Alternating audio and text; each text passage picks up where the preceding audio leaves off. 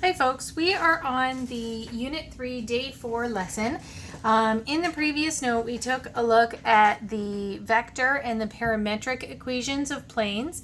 In this lesson, we're going to extend what we did with planes in those two forms and find the Cartesian equation of a plane, which is going to look pretty similar to the Cartesian equation of a line, but we want to talk about why this one would be helpful and what the big advantage of that Cartesian equation is going to be. So this is Unit 3, Day 4.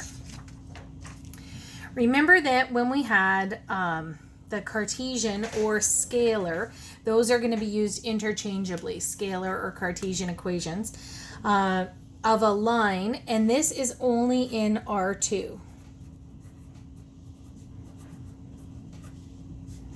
That's something that only happens in 2 dimensions. We had a special kind of recognition of what A and B were, and if we took those coefficients, the coefficients of x and y in that Cartesian equation, and wrote those as a vector, we realized that that was the normal to the line. So the normal vector, or the perpendicular vector, to a line in R2 was given by this normal. Now, we don't actually have a normal to a line in R3. So say for instance, and just kind of like throw a pen under here, if you had a line in R2 here, if it was on this flat surface, I could have one vector that would be perpendicular to that. And maybe it wasn't this vector, but it would be down here, or maybe it would be some scalar multiple. But all of the vectors that are perpendicular to a line in R2 are scalar multiples of each other. It's a specific vector or a scalar multiple of that. If you change this line from R2 to R3, we don't have one particular vector that's perpendicular. I might have a vector here that's perpendicular, but I could have another vector here that's perpendicular and another vector over here that's perpendicular, or here. There's actually an infinite number, because it could kind of like loop all around like that. There's an infinite number of possible perpendicular vectors to a line in R3. So we can't define a Cartesian equation or an equation using the normal to a line in R3, because there's just not one specific normal vector. Now, if we looked at planes, however, we are going to actually see that they work more like the lines in R2, where it's a flat surface. So you can have one particular vector or scalar multiples of that vector that are really the only ones that you can say are perpendicular. So we're going to define the normal vector to the plane as a vector that's perpendicular to the plane. There's not one unique normal, but all of the possible normal vectors will be scalar multiples of each other. So there's a normal, and then any vector collinear with that is also a normal. Okay. From our vector equation of the plane, if you had 2 direction vectors, so say here and here, and these might be my direction vectors on this plane of the flat surface of my paper here, the normal vector is the vector that's going to be perpendicular to the flat surface that those vectors form. So it's a vector that's perpendicular to both of the other 2 vectors. So how did we get that? How do we find one vector that's perpendicular to 2 other vectors? That goes back to what we did with the cross product in Unit 2. So if we find our 2 direction vectors, so in this one, find a normal to the plane with the vector equation, a position. I'm going to, again, kind of color code this. This one is my position vector. That one gets us to where in space this plane is located. And these ones here are direction. So they tell us the direction of vectors of this plane. So we know that the normal will be perpendicular to both of the direction vectors. It's not affected by the position vector. So if I had, say for instance, these two direction vectors here and here, the position vector is just the one that tells me where in space. Remember, vectors aren't like anchored down in space. The position vector tells me where this plane is in space, but it like anchors it into space. But the direction vectors would be kind of independent of the location of the plane. But the normal will be perpendicular to both of those direction vectors. So if this was, for instance, A and B, my normal is going to be the cross product of A cross B. So I'm going to do the cross product of these two vectors, and that will be the normal to my plane. So again, for cross product, I'm going to write both vectors vertically, cross out the top and bottom, and then I multiply diagonals, and I'm going to do down minus up. So 0 times 3 is 0, minus 3 times 1 is negative 3. 3 times 2 is 6, minus 1 times 3, so 6 minus 3 is 3. And 1 times 1 minus 0 times 2 is just 1. So my normal vector, which was A cross B, is negative 3, 3, 1. Okay, so that gives me a normal or a vector that's perpendicular to all of the vectors that lie on the plane. So remember, all of the vectors on this plane are going to be able to be written as a scalar multiple of A and B. That's what this S times A plus T times B is. So we have found one vector that would be perpendicular to all of those other vectors.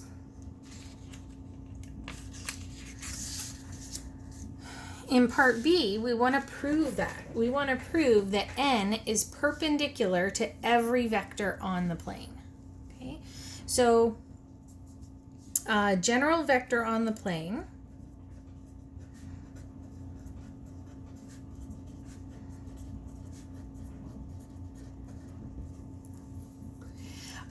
this general vector will be, I'm just going to use V. It will be S times vector A plus T times vector B. So we know that that's the case. Now remember that we're not including the position vector.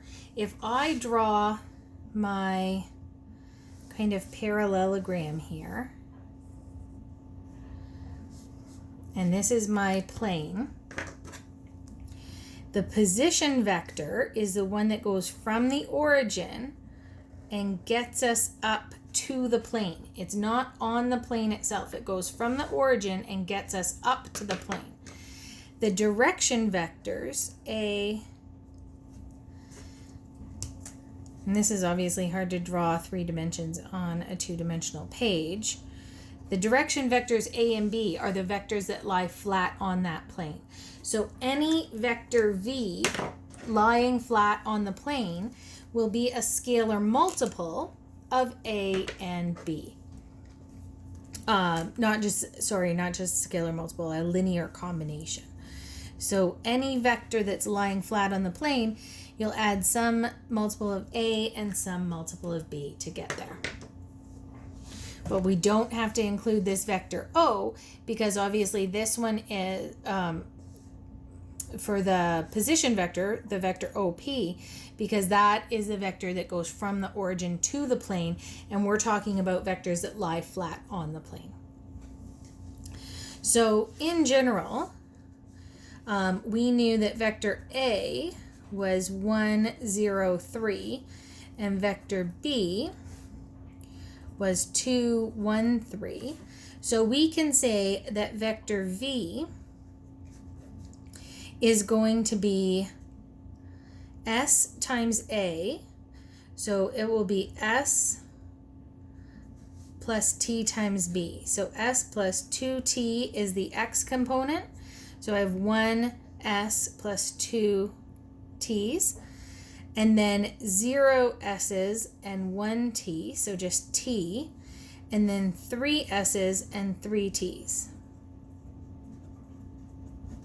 So that is, in general, a vector that lies flat on the plane.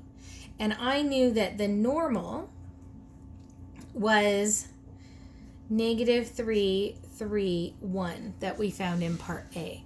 So if I want to prove that this vector n is perpendicular to every vector on the plane, so this is a general form for s and t, any real number, this is a general vector. You can substitute any real number values for s and t, and that will be a vector v that's lying flat on the plane. Remember, if we talk about two vectors being perpendicular, what do we talk about? What does that mean? What's the first thing you need to think of? It would be that their dot product is 0. So we want to prove n dot v or v dot n equals 0. That will prove that these are perpendicular.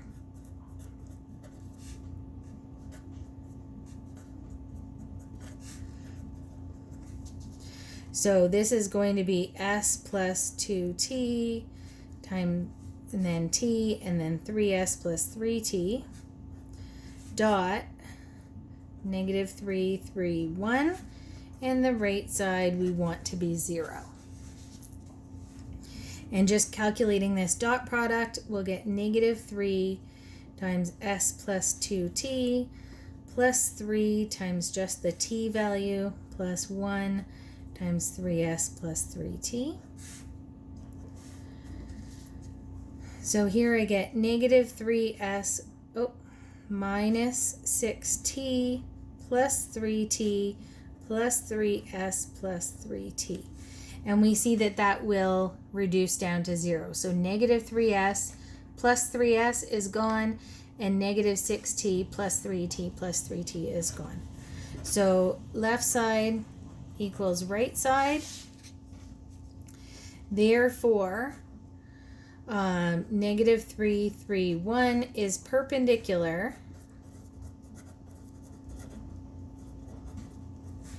to every vector on the plane. Okay. So again, the big trick with this, a lot of people want to use the full parametric equation, but remember that that wouldn't give us a vector v on the plane. It would give us a vector from the origin to a point. You don't want to include this position vector, just the direction vectors that are lying flat on the plane.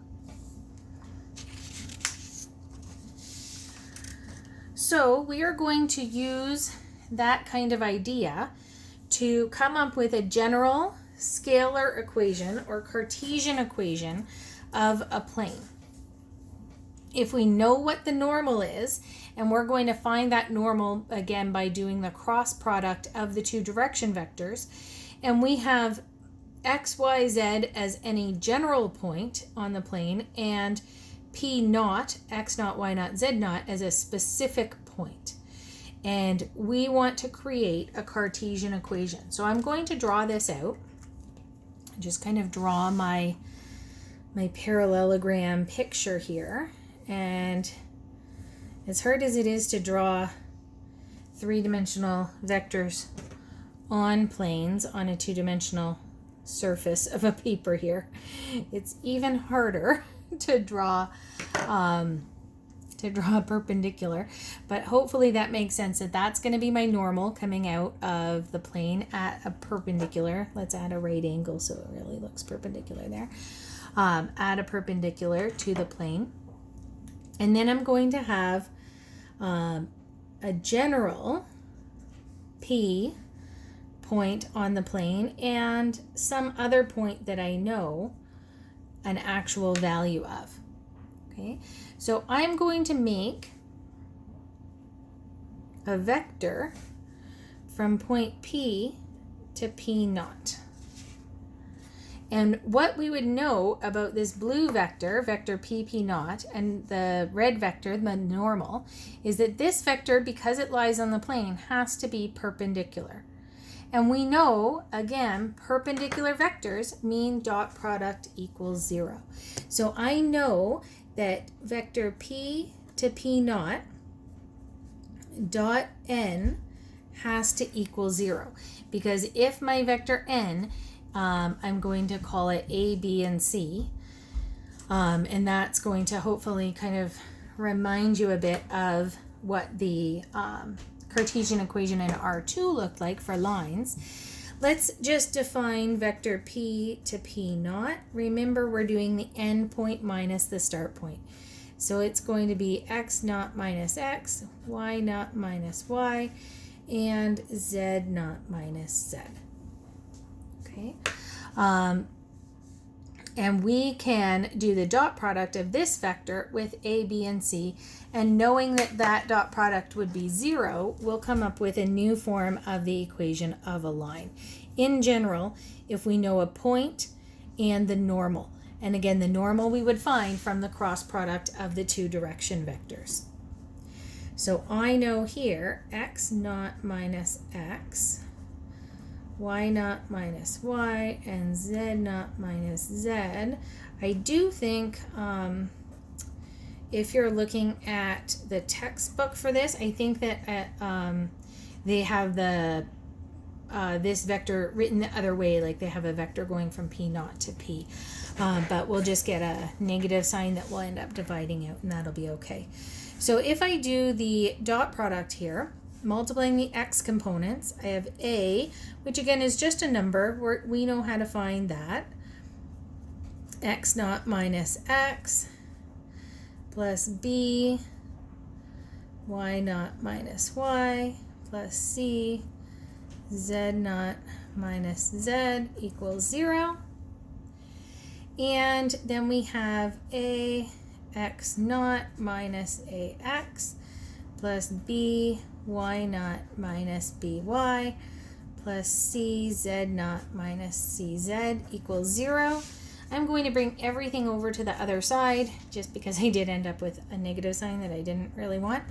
And I'm going to kind of collect the ones with x, y, and z terms because that's my general variable terms. Ax plus by plus cz minus, because all these three terms that were positive are going to be negative when I bring them over, ax naught plus b y naught plus cz naught.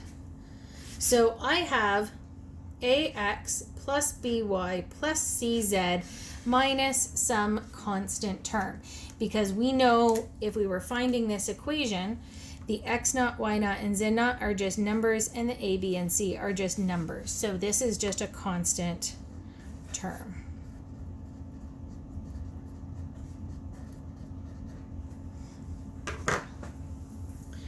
So what we see here, remember looking back to the Cartesian equation of a line in R2, was that the coefficient of x and the coefficient of y formed a vector that is perpendicular to the line. Now we have that same kind of thing, but looking in R3. So here we have the coefficient of x, the coefficient of y, the coefficient of z, and that was actually the normal to this plane. So we're going to be able to come up with a general equation. And the interesting thing about this is that it is unique. We can write it in a certain form, and I'll talk a little bit about that later, that this will be a unique representation of this plane. And that can be very, very handy. If you were working through the day 3 homework, and I talked a little bit about how you might get multiple different correct answers. With the Cartesian equation, it is actually unique, which is very, very convenient. Oh, and that's just what I said. So again, this is a unique equation, and the words scalar equation and Cartesian equation are used interchangeably. They mean just the exact same thing.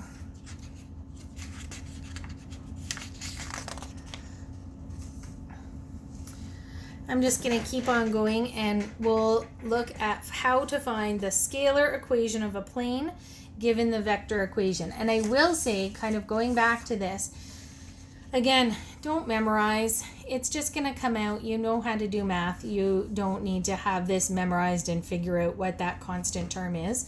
I'll show you in this example that we really are not going to need that to be a formula that you memorize.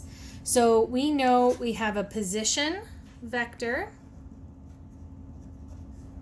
which is really a point on the plane. And we're looking for the scalar equation. These two are direction. And I'm going to call those A and B. So we know that the normal to the plane is given by A cross B. It's perpendicular to both of those, and that's what the cross product gives us. So I'm going to just kind of write out N equals A cross B, and then we'll find the cross product of these two vectors. So 1, 1, 4, 1, 1, 4, and then negative 1, 3, 7, negative 1, 3, 7. Don't use the top and bottoms. So here I get 7 minus 12 is negative 5. Again, just be careful with your calculations. Negative 4 minus 7. So negative 4 take away 7 is negative 11. And 3 minus negative 1, careful with the double negatives, 3 plus 1 is 4. So here I get a normal of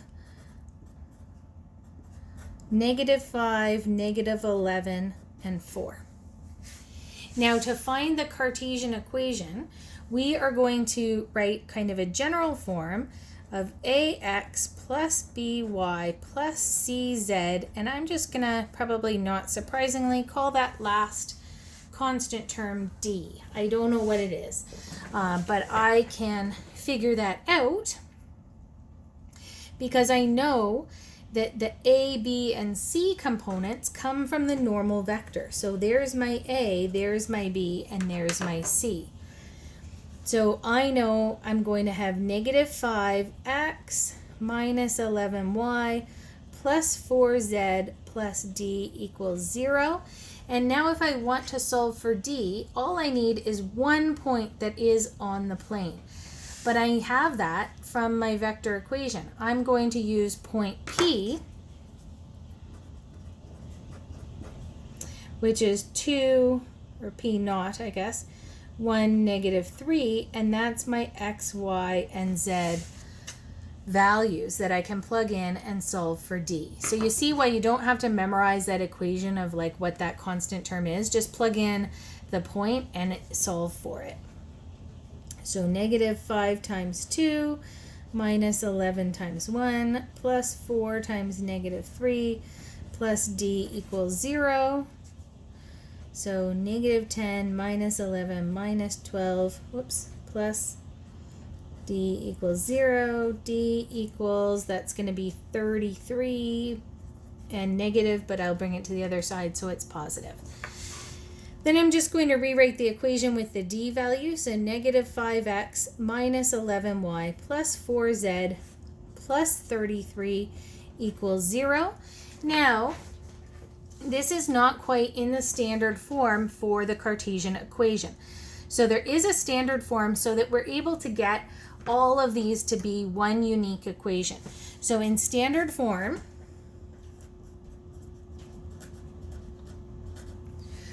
we are going to have A is going to be a positive. You need a positive leading coefficient. No fractions.